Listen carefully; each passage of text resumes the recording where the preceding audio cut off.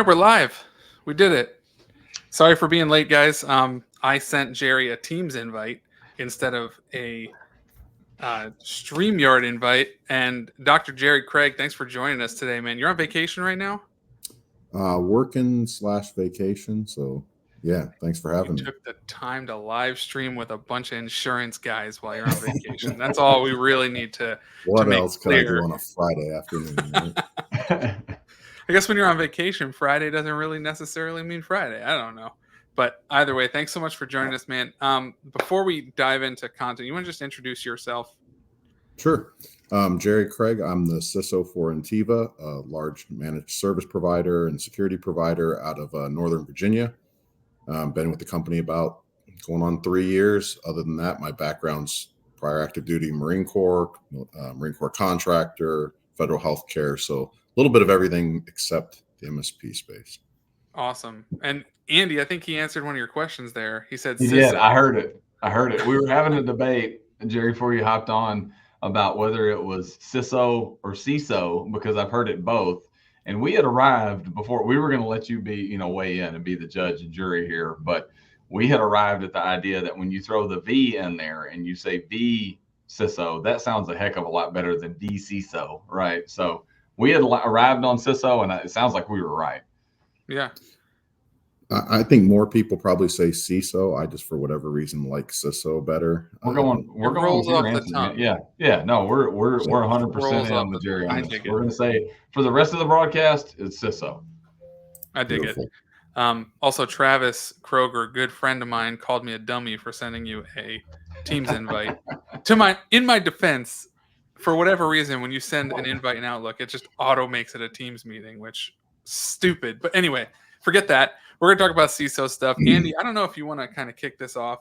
Why we're having this conversation, what's going on in the space, and start there. No, yeah, happy to. So it's been something since I've been working in cyber insurance since 2019, right?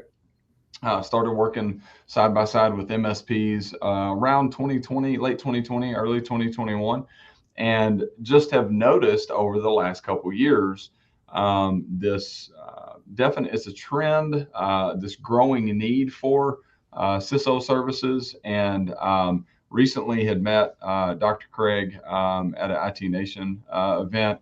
Really enjoyed some of his insights. We had a good discussion about MSP liability and how that's changed over the last couple of years, and with the growing need for CISO services, really wanted to take some time today to talk about like what is the role, what is the CISO, right? Because I think if we talk to the general person, like if you were walking down the road and you said, "Hey, what is a CEO?" They would go, "Well, it's a chief executive officer," right? Well, what about a CFO, chief financial officer? Okay, what's a CISO? I don't know that the vast majority of people in society would know that it means chief information security officer, right? And then if you tag that on and you said, okay, what does a CISO do, right? Like, I'll tell you that it's the chief information security officer. I'll hand you that one, right? Like, what do they do? I think that I think 99% of people would be sitting there scratching their head going, or making something up, So, number one, what is the role? Chief information security officer. What are the typical roles of a CISO? And Dr. Craig, I'm going to throw it over to you. But I mean, when I think CISO, I think things like risk management, compliance and regulatory requirements, incident response, like all of the things that we talk about from an insurance standpoint. Those are the things that I think about when I think CISO. So enlighten us on what you do in your daily do and what your primary responsibilities are. Sure. And I think what you're saying is right. I mean, to touch on the first part, I don't tell people I'm a CISO because most will go, what is that? They understand it's an acronym, same thing. So I'm either just going to say I'm in cyber, head of cyber, something like that, which they can relate to, or just spell out the title. And then when you start to try to define what it is you do, I think in this day and age, it's so specific to the size of organization, the industry you're in, the maturity of the organization, the funding that goes along with it. So it can mean a million different things to a bunch of different people. And I think most people will associate it with what their particular needs are. So if they're in a space that's heavily regulated and they need help with compliance and insurance forms and questionnaires, okay, your CISO is the guy that helps or gal that helps you do that. If you're maybe in a space that's not heavily regulated, you're doing a lot of incident response type work, the CISO for some reason oversees incident response. At the end of the day, I think a well-rounded CISO does a little bit of everything, from, corporate security, client security in the MSP space, compliance, regulatory, helping with general counsel, contract agreements, and language that's put into different agreements, especially on the privacy side. A lot of privacy now with the state and federal privacy laws, and EU GDPR that came out.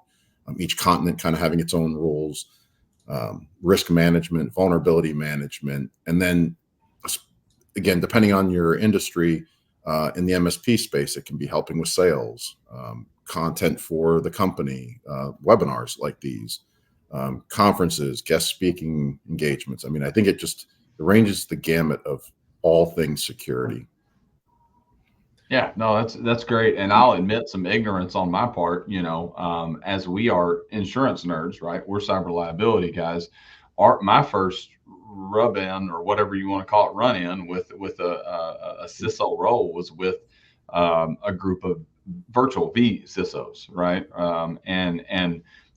That was an a vCISO that works for an MSP that is sales minded does have a very, very different role than just a CISO that is working internally for a large corporation, right? So I've learned that's been a big learning curve for me over the past couple of years, even. So kind of give us a little bit of context. I'm a big history guy. I brushed up on this a little bit before the call because I wanted to learn about the history of the role. Not surprising, the scare of Y2K, right? Kind of fleshed some stuff out. People started thinking more about technology, rise in technology through 2000s, 2010s, right?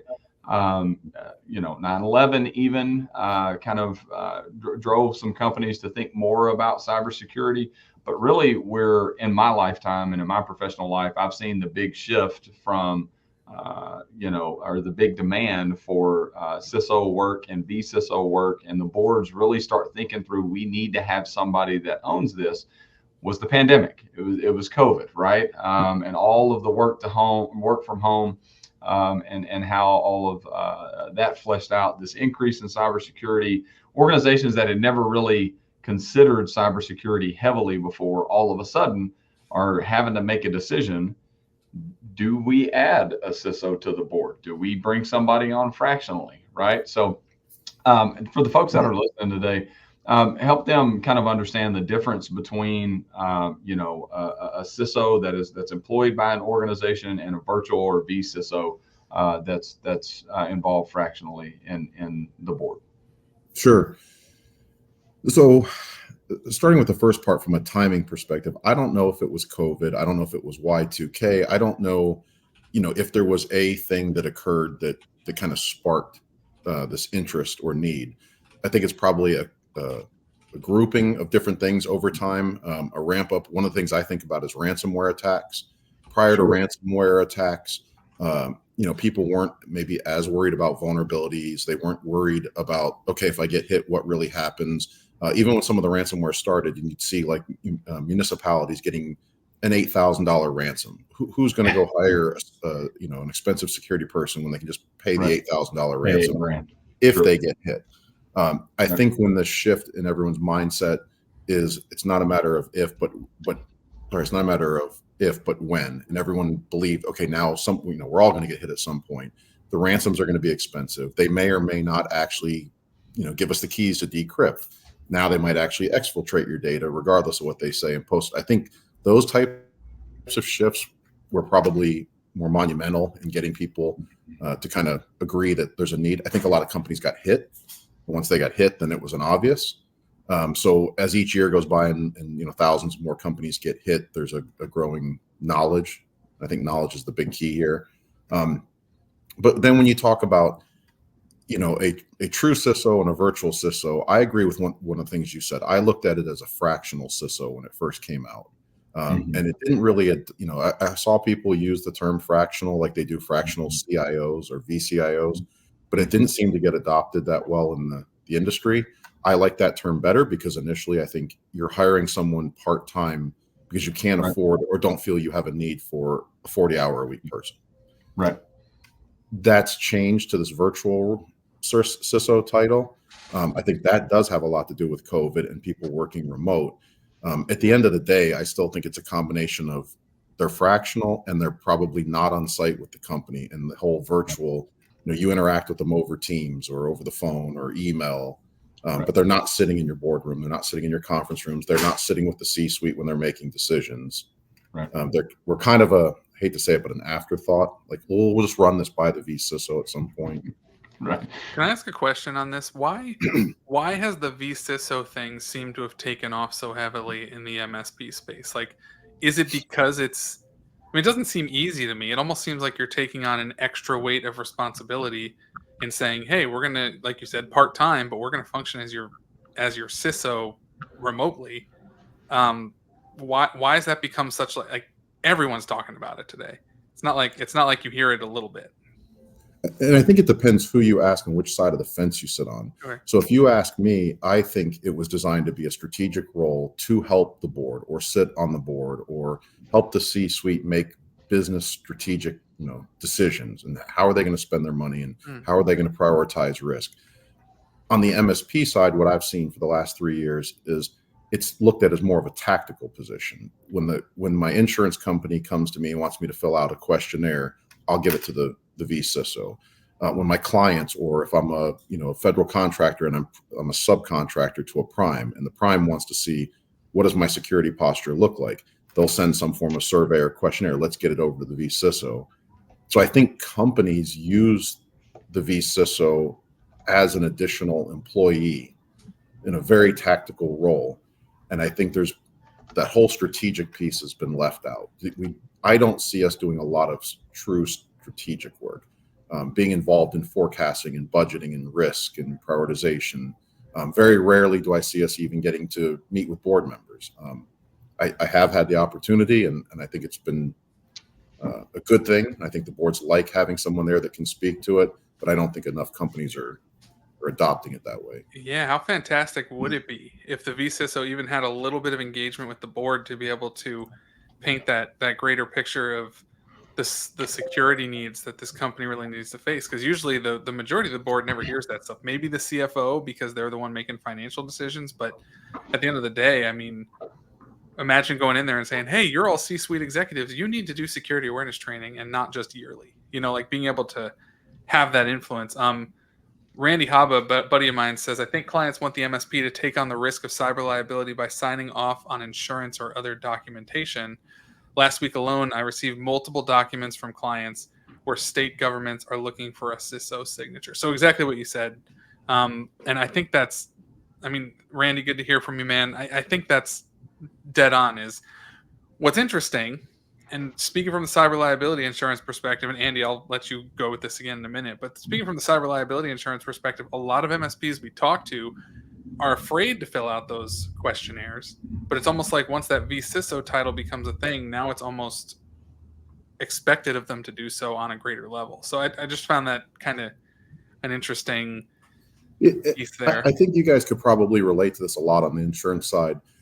There's a difference between on the project management, when you talk about RACI charts and responsibility and accountability and things like that, the vCISO does have responsibility in supporting our clients, right? Whether that's paperwork, questionnaires, board meetings, whatever it is they ask for, they're essentially paying for your expertise and you help. But the accountability and ownership piece is what I think most misunderstand. When I see those same questionnaires come over, it'll ask the company, let's pretend they're a contractor. What business do you do with the government? How much data do you protect? What kind of data? What's the dollar amount of liability if that data were to be exfiltrated? And then it'll start asking a bunch of security questions, and they'll say, have your CISO or whoever your head of security is fill this out. And if they're an MSP client, they immediately will kick that over to the MSP and say, I outsource my security to you.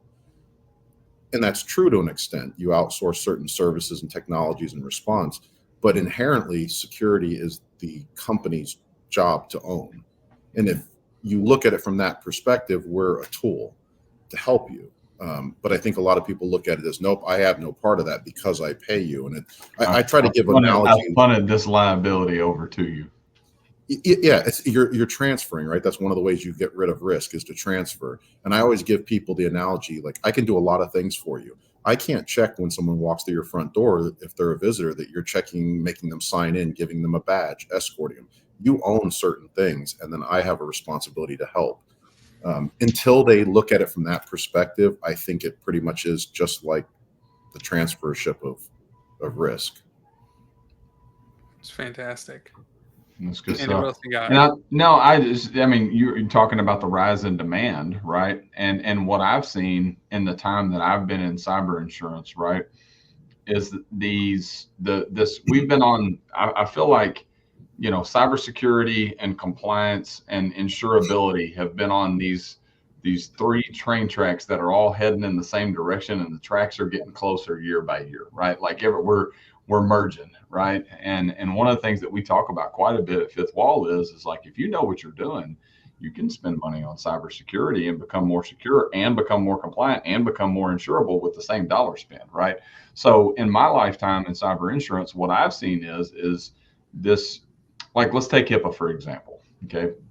HIPAA doesn't say you have to have a CISO on the board. HIPAA doesn't say you have to employ a vCISO fractionally. What HIPAA does say is that you need to have somebody who, designated individual responsible for implementing and managing information and security initiatives, right? And guess what?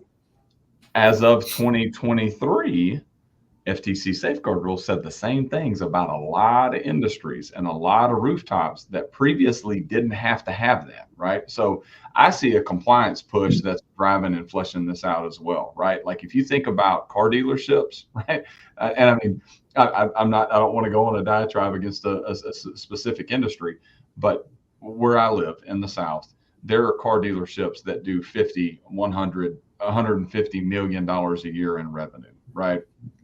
They bring in a ton of sensitive information, right? Like when I go to apply for a loan to get a car or to buy a new car, unless I'm just paying cash for it, there's a lot of information that's taken in. It's very similar to the information that a bank takes in, right? Well, previously, under GLBA, banks had these ridiculous cybersecurity regulations. They would have a CISO or a vCISO. I mean, that would be standard for a bank. In 2019, if you went to a car dealership that was making $100,000 and you said, "Hey, who's in charge of your IT or your cybersecurity?" you're more likely to get Jim Bob in the back who's got to finish the car that he's on right now, and he'll come up and answer any questions we have about a computer, or the owner's cousin who stays up playing Xbox and knows more about tech than the owner does, right? So I've seen a shift there as FTC safeguard rules have come down, and some of these compliance, regulations have said, "Hey, we want you to have a designated person who oversees this, and it can't be just some random family member that you say, hey, they do it," right? I think that has contributed to the demand, at least. I know, Will, when you asked, you were talking more about the supply end from the MSP. The public demand, I feel like, is being driven by regulations and compliance. Dr. Craig, I mean, anything that you'd like to add on that? Well, I agree with you, and we spoke about this in person, right, when we met. There was a lot of positivity coming out of things that we heard from you. What do insurance carriers want? What are they mandating? What are they demanding, for a lack of better terms, right?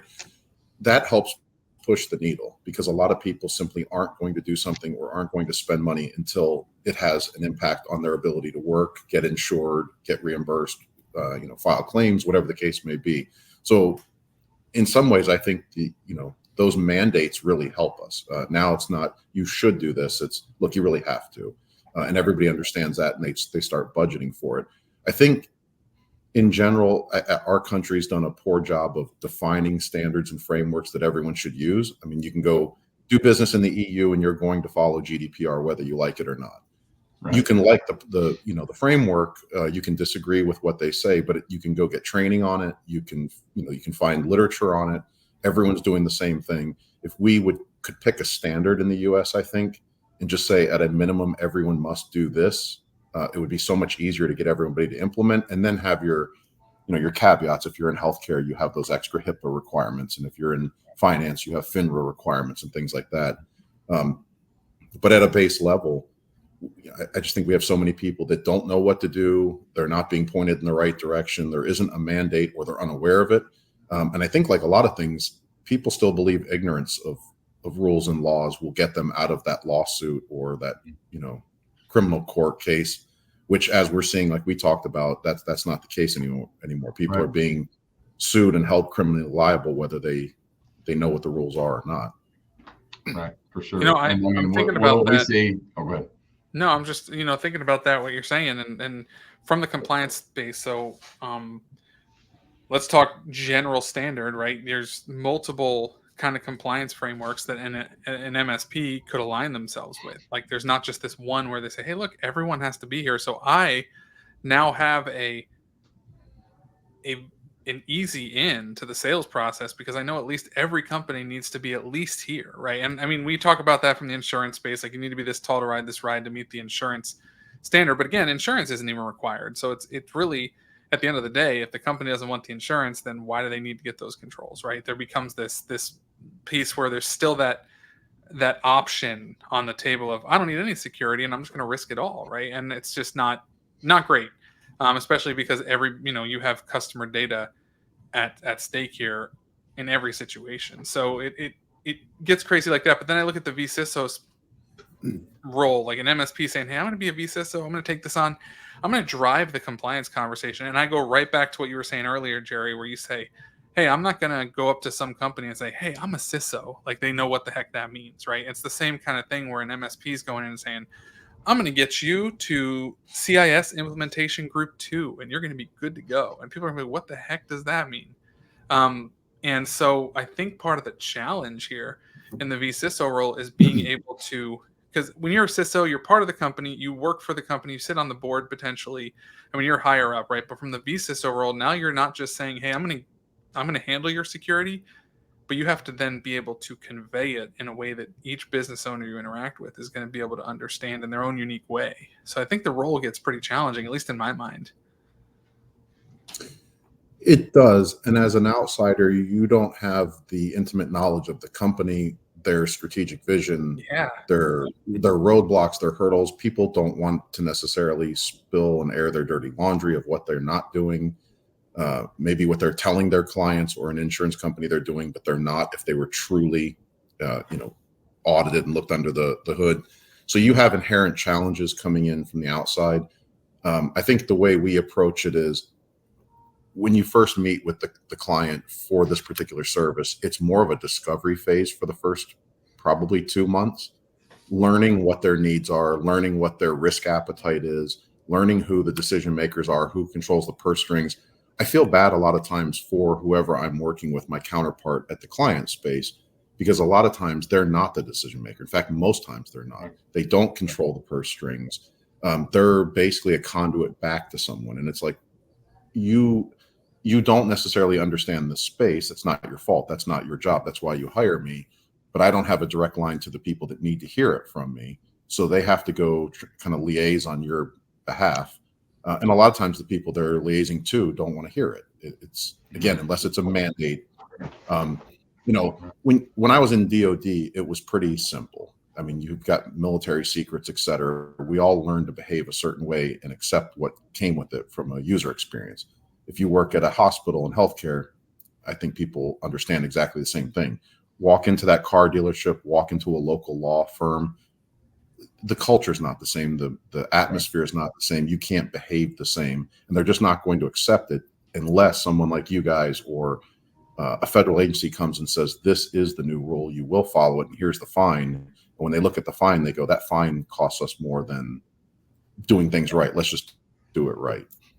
Right. That's usually I was going to say, that's usually the when you need a company to budge on something like cybersecurity, showing them what they'll stand to lose can be very effective, right? And it's just in the conversations of, hey, it's going to cost you this. And this goes to budgeting. I mean, you brought this up earlier, Jerry, and I think of a vCISO. It's like, hey, if you're going to elevate your MSP to the level of vCISO and say, hey, I'm actually going to be a virtual CISO here for your business, you have more say now, more leverage to get your hands into at least the cybersecurity budget portion for that company. I mean, we push it in a lot of conversations I have with people in the channel. We have a lot of conversations around how MSPs really should be setting budgets to begin with. So if you're a vCISO, being able, I think you have extra leverage now to be able to do that, and you can leverage that budget conversation with exactly what you're talking about. Hey, look, you could have these fines if you don't do this thing, especially FTC, SEC, like a lot of these compliance laws and frameworks that companies may need to follow but aren't necessarily aware of. When a vCISO can come in and say, here's what you got to do. This is what's going to cost you if you don't. So let's just get it in place. It creates that you kind of get the CFOs to open their eyes a little bit. Yeah, speaking CFOEs is huge, right? Like, I mean, we deal we on the insurance side, we deal with this all the time. And I see this regularly when we go into larger organizations. We will talk insurance, right? And we'll talk underwriting and guidelines and things like you're talking about, Dr. Craig, like, trying to get folks up to speed, right? And the internal IT or the vCISO will hear me say one thing, and the CFO will hear me say a completely and totally different thing from the same statement, right? I mean, it's you almost have to, from the insurance standpoint, you almost have to be bilingual in how you talk, because you're saying one thing, you're talking budget to a CFO, and you're talking security to the vCISO, internal IT, CISO, whoever you may be speaking to. And it fleshed out for me this week. I was on a call with a large medical group with one of our relationships, and I was talking to the CFO, and they had an insurance plan, and they had cyber insurance. And I just asked her, I was like, where did you come to this number? Like, they had certain limits of insurance. And I said, how did you arrive at X amount of coverage? And she fuzzed at me a little bit. She was like, well, it's what my agent told me to get. And I was like, okay, how'd your agent arrive at that number? And then she was really frustrated. I was like, listen, I'm not trying to be cantankerous or make anybody mad. I'm just interested to know, because, that loss quantification piece and making that connection between the dollars that your cybersecurity posture is protecting, right? I mean, Dr. Craig, you mentioned this earlier. You said, on the onset of ransomware, we're asking, 9-figure revenue companies for $8,000 in ransom, right? And people are like, we'll just pay it, right? Well, now, today, in about to be June of 2024, the average small business that experiences a ransomware event is going to lose somewhere between $1.3 and $1.4 million. That's at the small business level. We're not talking Fortune 1000. Like, that's mom and pop business, right? Mm-hmm. So now, talking about purse strings, Will, right? Like, now we're pulling at purse strings from a little bit different angle, and when we get in there and we have these conversations, what we're trying to do from the insurance side is we're speaking yes to cybersecurity, but let's help you quantify what the dollars are that this investment in cybersecurity is protecting. And in this particular instance, the average loss for this business was like $7 million, right?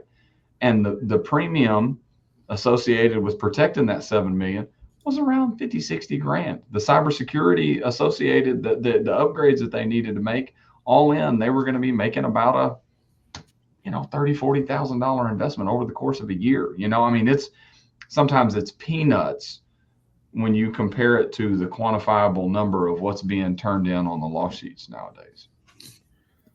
I still think that the biggest reason this happens, and anybody who's watching can disagree if they think I'm coming from the wrong perspective, but I look at it like it's something like, take IT and hard drives as an example, whether it's server hard drives, your laptops, whatever. They have a finite lifespan. They break on average on a certain amount of time. You can if your company's 20 years old, you can add up how many hard drives you've gone through, figure out how many that is per year, what that dollar amount is, and you can work that into your cost of doing business. You can set aside a budget for it, and it's going to happen. And I don't think CFOs or anybody in that role have a problem with that logic. On cyber, ever since the day cyber became a thing, it was always, the more I spend, maybe the less likely I am to be attacked or to have a successful attack. But if I'm not attacked, or I can't see that you stopped the attack, it's almost like paying for insurance, saying I'm paying so my home doesn't burn down, but it's never burned down. So every year I've thrown that money out the window. Right. And I don't think people see it as a cost of doing business like they should. I don't think we do a good job of articulating true costs. I think we use costs as a way to scare people, as a sales tactic, and it's not wrong. But to your point, I don't think most people think 1.3 million to a small business is the average cost. They might look at $100,000 ransomware ransom itself. What about the time you were down? What about the time, the restoration, the companies, the forensics that come in, how long it takes to get the money, and the money you're out in the interim, and your reputational loss. I don't think anyone ever calculates that, puts that in front of them and makes them understand. It could be it could be the thing that closes your shop down, literally. I don't know a lot of small businesses that can take $1 million hits. Yeah, and that's where, I mean, it's not my stat, it's not an insurance stat. I've run around the South with CISA, the organization. Our regional director here that Arkansas folds under is a good buddy of mine, Mark Kirby, and I've listened to Mark say over and over again, back in 21, 22, during that time period, roughly 50 to 60% of small businesses that paid a ransom were done within 6 months, right? And that is a staggering number, right? Because, again, like you said, I'm a Southerner. I can't tell you how many times I've heard, well, by God, we're red-blooded Americans and we don't negotiate with terrorists, so I'd never pay a ransom, so I don't need cyber insurance, right? And it's like, holy cow, man, like, you don't understand how this thing works, right? Like, even if you don't pay the ransom, notification costs, man hours to get back up, the physical cost with getting back up, the business income loss, the reputational bleed after that, right? There's so many fingers out into this thing, that can happen, post breach, right? That most people have a really hard time quantifying that loss. So, no, it's all good stuff. And I think I think on that subject, Jerry, the way you said it, the cost of doing business, it's such a clear concept, but we see in time and time again, whether it's in sales, whether it's just on the LinkedIn rumor mill, wherever it exists, people get sucked into the drama, right? And the ransom attack and the ransom payment portion is the dramatic part, in terms of, like, 100%. If I was to make a movie about something, I'm not going to make a movie about the business interruption. I'm going to make a movie about the ransomware attack, right? That's the entertaining part. It's the part that sucks people in. It's the part that scares people, to your point. We use it as a scare tactic. And at the end of the day, and maybe we can tie this back into the CISO role. Like, where do you see a CISO's role? You brought up incident response before, and sometimes they do it, but it's not really their thing. I don't really know, but, like, where does the CISO stand here in helping a business understand that this is more than just the dramatic incident of, oh, your system is compromised, you can't use it now? Like, there has to be more. So how can that conversation look? Yeah, and I think some of this, I've learned a lot over 20 plus years, and I take little tidbits from every experience I've had, any person I've met with, anything they've gone through. I went to a healthcare conference where one of the guest speakers, their company, had asked, what percentage of companies do you think pay a ransom?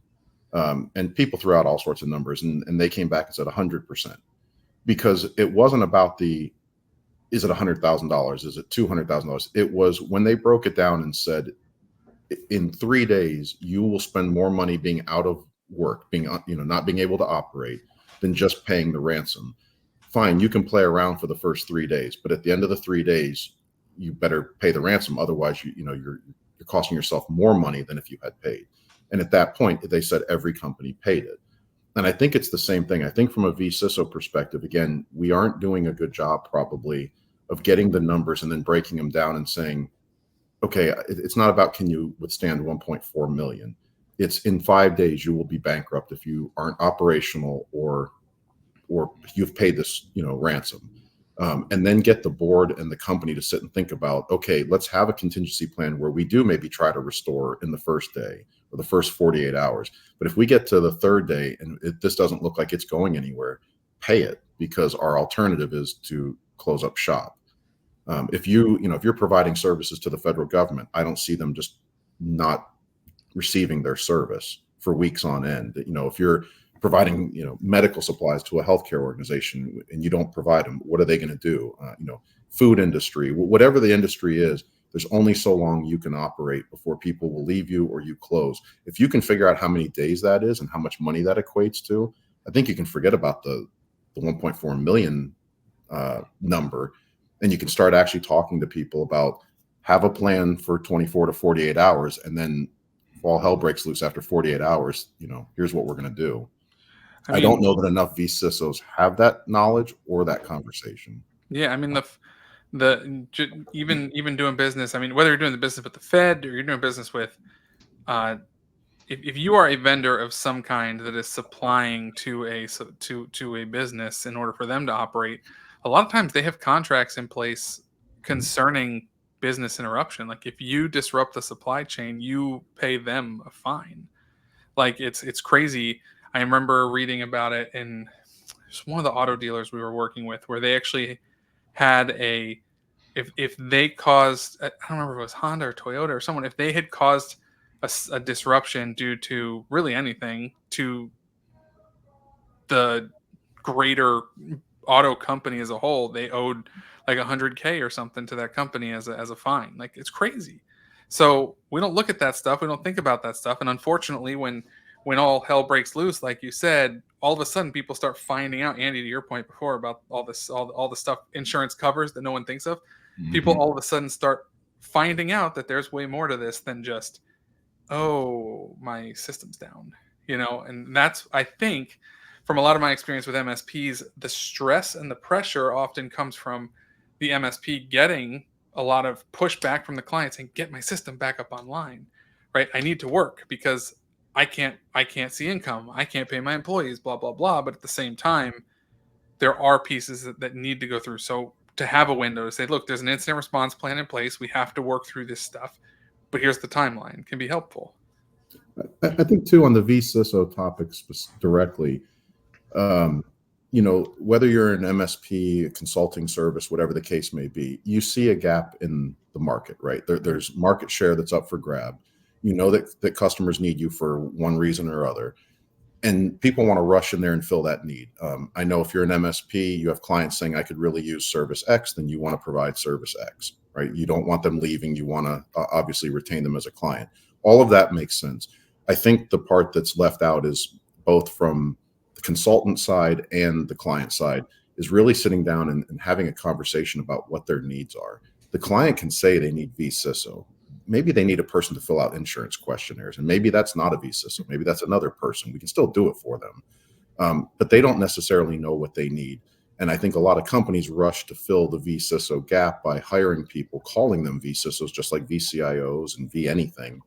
But do these people really have the knowledge and experience? And I think they need to sit down with clients and talk about their needs. One of the problems and challenges with MSPs is we have a wide range of clients in a lot of different industry verticals. And since nobody uses the same standard for security, it's hard to hire one person and expect them to be able to be knowledgeable in all of those different areas of compliance. Same as you guys, you wouldn't hire one person and expect them to know every, insurance policy on the planet. So the clients need to sit down and talk about what are their needs, what are the expertise of the people, and see if they feel good about the people they're going to work with. I think if they feel good and comfortable at the beginning, the relationship's better. They're probably going to be more open and let you in a little more of the intimate secrets that you kind of have to know if you're going to be a good steward to their security posture. Yeah, that's good stuff, man. We've got, looking like we got about 5-10 minutes left, and I always kind of want to leave with on like a deliverable for the masses, right? So like I read a thing the other day. It said that in the year 2024 there's expected to be a 300,000 person. 300. Yes, I did. I am the lone redneck at Fifth Wall, but I am literate. Okay. Like somehow there's a couple of books down here in Arkansas. I found both of them. Right. Anyway, But no, read an article talking about the shortfall of bodies in cybersecurity, and that's insurance, it's MSP services, right? And it was going to be like 300,000 people, right? So if there's somebody out there in LinkedIn land or broadcast world that's listening or whatever, I maybe some encouragement, like why sell us on, I mean, obviously, I don't have that interest. I love cyber insurance. I'm a nerd. But like, let's say Andy Runyon was sitting there in the back of my mind going, man, I might be interested in being a chief information security officer one day, right? Like, give us kind of some encouragement to those people. Like, what's the path? How do you, how do you get that direction? No, I mean, I think it's a great field. I love being in the field. Cyber in general is an outstanding field. I will say the most successful people that I've met and worked with in cyber have a foundation in IT in general. It's very difficult to come in and be good at cyber if you don't understand the underlying infrastructure and technology that you're trying to secure. There's a lot of people that will rush past that and just try to jump into cyber because it's the cool niche thing, or it's, it pays well. And it's not that hard to get into. Like you said, there's a lot of openings. Unfortunately, a lot of companies will say you don't have to have experience to get in, but then they want experience. And if you don't have it, how do you get it? I teach part-time for universities, and a lot of college kids will graduate and come out and expect to go into certain roles. I think just having realistic expectations, put together a plan. I mean, one, I hate to say it, but there's a lot of things like nobody wants to see a 25-year-old CISO. You don't bring the experience and the years of knowledge, right? So don't expect to come out at 18 or 20 and become a CISO. Work your way up through the ranks, get your foot in the door somewhere. Be open to moving and learning different things. And honestly, the number one piece of advice I give everybody is try a bunch of different things and see what you like. You're going to be working for decades. Working can be miserable if you're not doing something you enjoy. And within any field, like me, I don't like programming. You could pay me $1 million a year, I won't learn it because I just don't like it. I think everybody needs to do that. I think they just need to be willing to accept maybe a lower position or a lower salary to start, to get their foot in the door, show their work ethic, their character, their ability to learn, develop some critical thinking skills, be willing to put your own time and effort into bettering yourself, whether that's a college degree, a certification, reading. I see a lot of expectations that when people join companies, it's the company's job to train them and to bring them up through the ranks. And there's, the more personal accountability and ownership you put on yourself, that shows to employers. But again, overall, it's a great field. I mean, there's just a ton of opportunity. I really think it's more about finding out what you like to do. The one piece of advice I give all students as well is, if you have an idea of where you want to go, like if you like incident response and you want to work in a SOC, great. Then go build a roadmap specifically for a SOC, employee. Don't just go out and grab every certification because you like acronyms behind your name. Don't go grab a degree because you heard it really tailor your path to that role. So at the beginning, take your time to try out a couple different things, find out what you like, then put a 5-year plan together, and sky's the limit. There's a lot of us that will mentor and help people, once they're in these companies, if they show they're willing to spend their own time or money, to build themselves up. They just got to make the effort. I think that's so crucial. I played football in high school. I was not the most athletic dude in the world, but I enjoyed football. Probably because I'm big and I could hit people. But anyway, my coach once said something that has stuck with me forever. And he says, you train for, well, I'm going to say the task here, but it was the sport, but you train for the task that you are actively pursuing or that you want to do, right? If I'm a lineman, an offensive lineman, I'm not going to go out and start running marathons because it's not going to prepare me properly to do the goal and the role that I'm establishing, right? And that carries over into business, just like you're saying. If you want to go into incident response, you don't need to go get certifications that are going to prepare you to be, I don't know what else you get a certification for. My brain's blanking, but you know what I mean? Like you need to kind of, and it can be hard at first. I think it's worth trying other things, but once you kind of hone in on something, like pursue it, go after it. And there is a lift, and it takes hard work. And obviously I'm not an MSP, so I can't go into all the detail, but just in any business endeavor, any pursuit of education, pursuit of skill, pursuit of knowledge, you have to put in effort. So if you're going to go the vCISO route, go the vCISO route. But you don't be a jack of all trades, because I think it's just going to make things really confusing and muddy. I agree with you, and I think those are good analogies, and I think something that people can take with them. Again, they may disagree. Is look, we serve all employees to some extent. We serve at the pleasure of the company. We're there to add value to the company, right? We get benefit out of it, and there's ways that you can game it to get a little more benefit here and there. But at the end of the day, we're there to help the company and provide value. So get in there and start providing the value. I see too many people that wait for someone to quit, get fired, retire, and then they turn into that A player on the team because they know that they're going to apply for that promotion. You should have been the A player all along so that you were a natural fit when that person left. I probably see that more than anything in my career. And these are good people that if they had just been putting it in without any guarantee of reward back when the time came, they would have been chosen. And then again, with the CISO thing, I'll be honest with you, there's a lot of liability and risk to it. A lot of long hours at times, especially if you're dealing with incident response. You may find you don't like it. I've met a lot of instructors that work for vendor partners now who left being CISOs because they said, I just got tired of the life. So it might not be for everybody. You really need to think about if that's something you want to do. Burnout's a real thing. Again, back to me reading, Will. Which, by the way, I don't want this to miss. Like, you would have been a better lineman if Bucky's brisket sandwich would have been in the mix. Like, if you would have been on a daily regimen, made me slower and worse. No, you would have been much beefier and stronger. And on screen, you don't look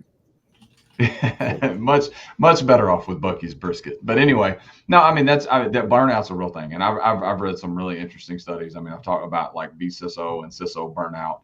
And the stress that goes along with the job. So, I mean, I think it would be unfair to not mention those things because it is a very stressful role. And you do feel like I think when Dr. Craig, when you and I talked last time, we kind of joked about like sometimes you feel like you're sitting at the kiddie table at Thanksgiving, right? Like you're not sometimes it depending on the organization seen in the same light as other board members, right? So no, I think those are very fair statements. I think the demand's there. I would from what I've seen with my MSPs, I think that there's going to be a massive opportunity for folks that want to enter into this role, especially from the virtual end, right?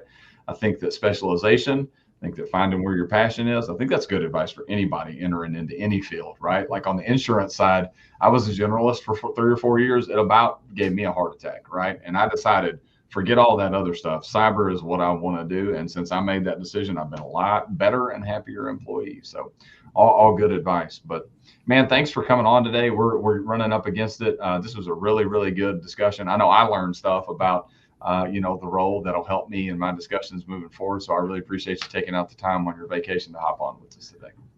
Jerry, absolutely great to be here. Jerry, is there anywhere people can gain some more wisdom from you? Anywhere they can find you? Yeah, like we said at the beginning, I work for Intiva, so feel free to go to intiva.com. We've got webinars, we've got literature that you can read. We have a careers page if you want to get your start in IT and cyber with an MSP or MSSP, however you want to call it. So yeah, reach out to us. Awesome. Hey, thanks so much, man.